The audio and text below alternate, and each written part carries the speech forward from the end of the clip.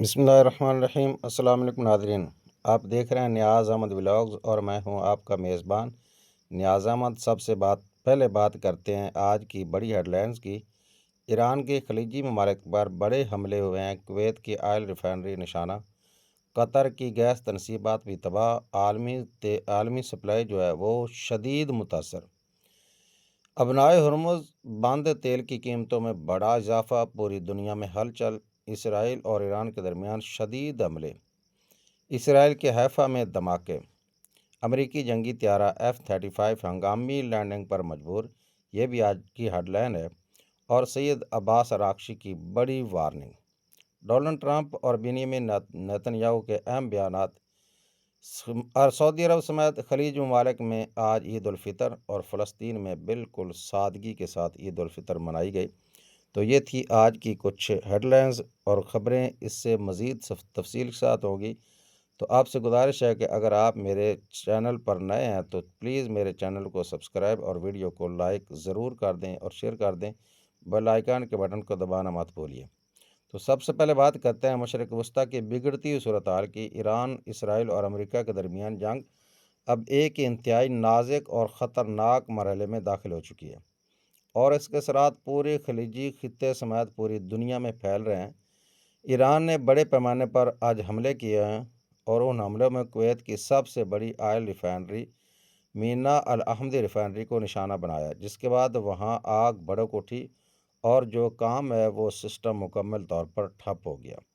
دوسری جانب قطر کے لفان انڈسٹریل سٹی کو شدید نقصان پہنچا، جس سے عالمی گیس سپلائی کا تقریباً 17% متاثر ہوا۔ ناظرین، 17% عالمی سطح پر۔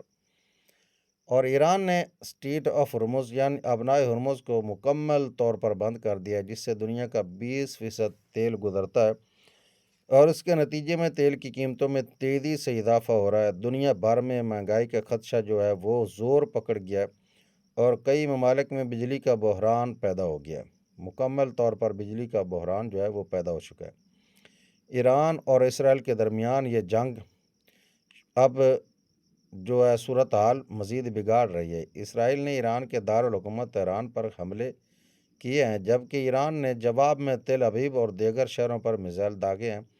اسرائیل کے شہر حیفا میں آئل ریفائنری پر حملے کے بعد دھماکے ہوئے اور آگ کے مناظر دیکھنے میں آئے، جس کے بعد دھماکوں سے اٹھنے والے دھوئیں میں پورے کا پورا شہر جو حیفا ہے وہ دھوئیں کے بادلوں کے سائے میں آ گیا۔ ناظرین، ادھر امریکی جدید جنگی طیارہ F-35 ایرانی حملے کی زد میں آ کر ہنگامی لینڈنگ پر مجبور ہو گیا۔ ناظرین، یہ دنیا کا جدید ترین ٹیکنالوجی کا حامل طیارہ، جس کو ایرانی ٹیکنالوجی نے مار گرایا، اور اب پوری دنیا میں تشویش پائی جا رہی ہے کہ یہ لڑاکا، یہ طیارہ اور وہ ایران کی زد میں آیا تو ایران کے پاس مطلب کہ بہت بڑی ٹیکنالوجی ہے۔ تو ناظرین، ایران کے وزیر خارجہ سید عباس اراغچی نے خبردار کیا ہے کہ اگر ایران کی تنصیبات پر دوبارہ حملہ ہوا تو ایران تمام اخلاقیات جو ہیں وہ بھول جائے گا، اور بڑا سخت اور زوردار جواب دیا جائے گا۔ ناظرین، امریکی صدر ڈونلڈ ٹرمپ نے کہا کہ وہ کسی بھی ملک میں فوج نہیں بھیج رہے۔ دوسری جانب نیتن یاہو نے کہا کہ ایران کی قیادت کمزور ہو رہی ہے اور جنگ جلد ختم ہو سکتی ہے۔ تو جلد جنگ ختم ہونے کے جو امکانات ہیں وہ تو ایران کی طرف سے تو نہیں آ رہے، بلکہ دوسری طرف سے ضرور دن بدن ایسے بیانات آ رہے ہیں۔ ناظرین، آج عید الفطر سعودی عرب سمیت خلیجی ممالک میں بڑے زور و شور اور جوش و خروش کے ساتھ منائی گئی، جبکہ فلسطین میں عید سادگی، غم کے سائے میں اور اپنی گھروں کے جو کھنڈرات ہیں ان کے درمیان منائی گئی۔ لوگ جنگ کے سائے میں عید گزارتے رہے اور اپنے پیاروں کو یاد کرتے رہے جو اس جنگ میں ان سے بچھڑ گئے۔ ناظرین، مشرق وسطیٰ کی یہ صورتحال نہ صرف خطے بلکہ پوری دنیا کے لیے خطرہ بنتی جا رہی ہے۔ کیا یہ جنگ مزید پھیلے گی یا جلد ختم ہوگی؟ یہ ایک بڑا سوال ہے، اور اس سوال کا جواب آنے والا وقت ہی بتائے گا۔ مزید خبروں کے لیے ہمارے ساتھ رہیے۔ السلام علیکم ورحمۃ اللہ وبرکاتہ۔